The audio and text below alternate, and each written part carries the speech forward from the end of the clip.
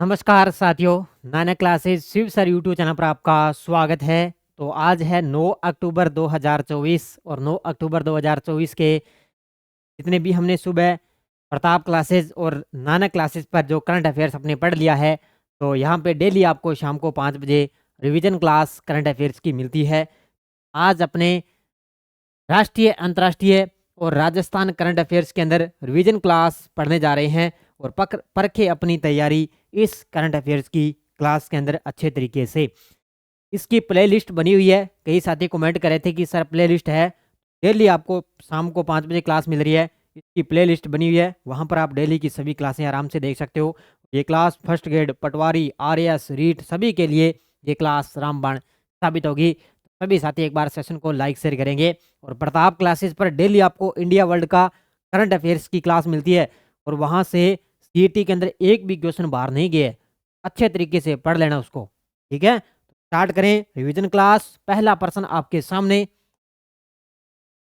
2024 का फिजिक्स या भौतिकी का नोबेल पुरस्कार किसे मिला है? ये सारे के सारे मिलने जा रहे हैं। तो शुरुआत हो चुकी है, कल भी मैंने बताया था। तो पहला चिकित्सा के क्षेत्र में मिल गया, दूसरा मिला है भौतिकी के अंदर। बाकी शांति का नोबेल पुरस्कार है, साहित्य का है, अर्थशास्त्र का है, ये मिलेंगे तब अपने अलग से आराम से चर्चा करेंगे, अलग से क्लास भी मिलेगी। तो 2024 का फिजिक्स या भौतिकी का नोबेल पुरस्कार किसको मिला? जेफरी ई हिंटन को और एक है जॉन जे होपफील्ड को। तो इन दोनों को मिला है। इसका उत्तर हो जाएगा उपयुक्त दोनों। और अब मैं जो ये है ना 4 नंबर, विक्टर एम्ब्रोस और गेरी रुबुकुन, इनको मिला है चिकित्सा का। इसका मिला है चिकित्सा का नोबेल पुरस्कार।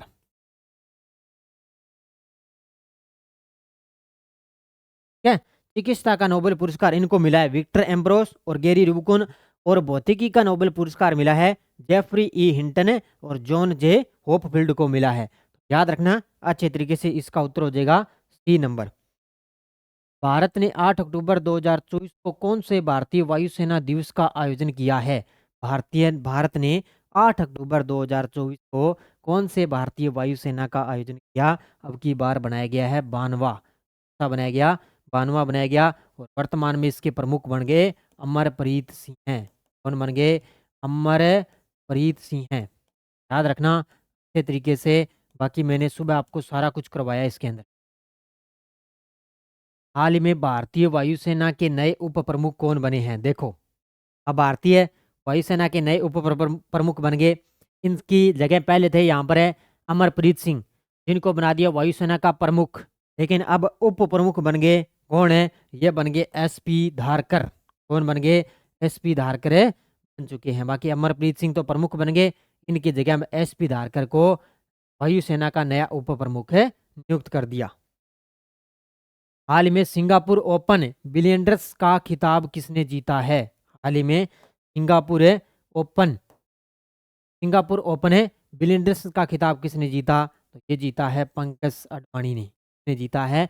पंकज अडवाणी ने जीता है। इसको भी आप अच्छे तरीके से कर लेना। नेक्स्ट देखो, हाल ही में किसने 2024 के जैव विविधता के लिए मिडोरी पुरस्कार जीता है? हाल ही में किसने 2024 का जैव विविधता के लिए मिडोरी पुरस्कार जीता? तो एक तो है वेरा वोरोनोवा। देखो नाम थोड़े से कठिन है, लेकिन आप एक दो बार पढ़ोगे अच्छे तरीके से याद हो जाएगा। तो वेरी वोरोनोवा। एक है इसाबेल अगुस्टिना अगुस्टिना कालेदेरोन कार्लोस। एक दो बार पढ़ोगे आपके नाम याद हो जाएंगे।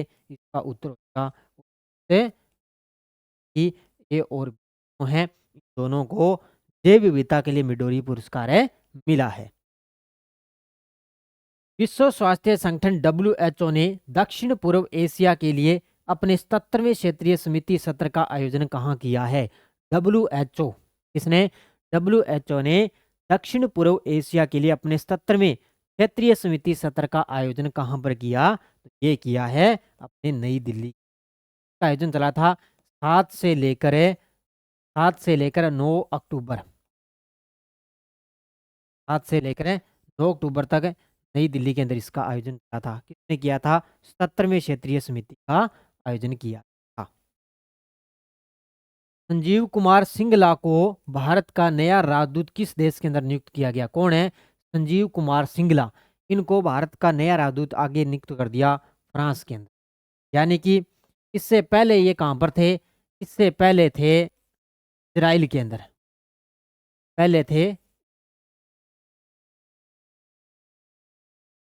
थे इजराइल में, लेकिन अब इनको कहाँ पर नियुक्त कर दिया? फ्रांस के अंदर।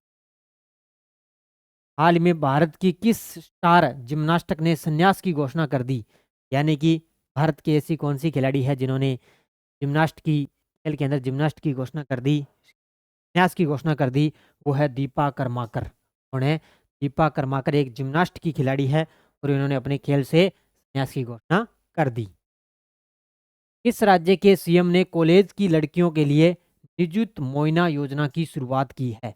किस राज्य के सीएम ने कॉलेज की लड़कियों के लिए निजुत मोइना योजना की शुरुआत की? तो ये की है असम सरकार ने। कौन है असम के सीएम? हिम्मत बिस्वा शर्मा। असम के सीएम हैं हिम्मत बिस्वा शर्मा।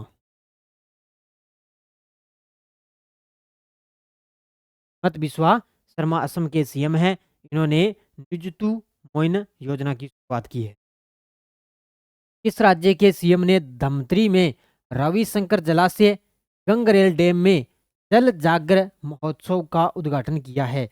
जल जागर महोत्सव का उद्घाटन कहाँ पर किया है? ये कहाँ पर किया? ये किया है छत्तीसगढ़ के सीएम। किस कौन है छत्तीसगढ़ के सीएम हैं? विष्णुदेव सहाय। कौन है? विष्णुदेव सहाय।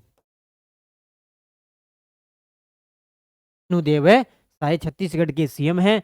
इन्होंने धमतरी में रविशंकर जलाशय यानी कि गंगरेल डैम में जल जागर महोत्सव का उद्घाटन किया है। हालांकि देखो, इस प्रकार के प्रश्न लगभग एग्जामिनर कम ही पूछता है, क्योंकि कोई भी राज्य वगैरह अपनी जो राज्य स्टार्ट करता है, शुरू करता है, तो एग्जाम में इंडिया लेवल पे कम ही एग्जाम में आता है। और अपने राजस्थान की योजना से रिलेटेड आता ही आता है, क्योंकि राज्य की बात है तो राज्य से आएगा। भारतीय क्रिकेट कंट्रोल बोर्ड बीसीसीआई ने भ्रष्टाचार रोधी इकाई के प्रमुख के रूप में किसको नियुक्त किया गया? तो ये किया है शरद कुमार को। क्या है? शरद कुमार को नियुक्त किया। वन नेशन वन स्टूडेंट के तहत विद्यार्थियों की पहचान के लिए कौन सा आईडी कार्ड जारी किया जाएगा? ये तो आपने बहुत ही बार पढ़ा है। अपार। अपार नाम सुना होगा। Automotive permanent academy account registry हम सुना होगा। ये एक स्टूडेंट की एक पहचान होगी। वन नेशन वन स्टूडेंट के तहत विद्यार्थियों की पहचान के लिए कौन सा आईडी कार्ड जारी होगा? अपार। कौन सा होगा? अपार है। और ये होगा एक 12 डिजिट का नंबर होगा। ये क्या होगा? 12 डिजिट का नंबर। 12 डिजिट का नंबर। ठीक है। इसके अलावा मैंने फुल फॉर्म बता दी। ये होगा 1 से लेकर 12वीं तक के करीब है 1.70 करोड़ से अधिक छात्र छात्राएं हैं, उनको अपार आईडी है, इसके माध्यम से उनको तैयार किया जाएगा। Automotive permanent academy account registry की फुल फॉर्म है, अच्छे तरीके से याद रखना। बाड़मेर में जिला प्रशासन द्वारा किस नए अभियान की शुरुआत की गई है? देखो, बाड़मेर के अंदर एक नया जो है प्रशासन स्टार्ट हो चुका है। ये बाड़मेर की जिला कलेक्टर कौन है? टीना डाबी।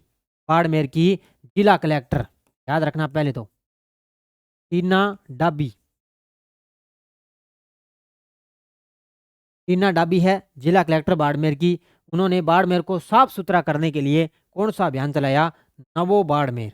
कौन सा चलाया है? नवो बाड़मेर अभियान है। ये भी अच्छे तरीके से याद रखने की, नवो बाड़मेर स्वच्छता अभियान। ये कहां पर है? बाड़मेर के अंदर।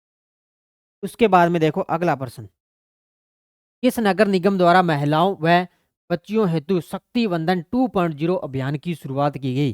किस नगर निगम द्वारा महिलाओं व बच्चियों हेतु शक्ति वंदन 2.0 अभियान की शुरुआत की गई? तो ये की है जयपुर ग्रेटर नगर निगम ने। ये की है जयपुर ग्रेटर नगर निगम ने इसकी शुरुआत की है। जयपुर ग्रेटर नगर निगम की महापौर कौन है भी? महापौर महापौर है सौम्या गुज्जर। कौन है? सौम्या गुज्जर। ठीक है, तो ये तो आपको ये ही है, सौम्या गुज्जर। इसके अलावा राजस्थान में 13 नगर निगम है। पहले 11 थे, 2 और बन गए, अब 13 हो गए। और इसके अलावा स्वच्छता ही सेवा पखवाड़ा अभियान है, उसके अंदर सर्वश्रेष्ठ नगर निगम का जो पुरस्कार मिला था वो मिला था जयपुर ग्रेटर को मिला था।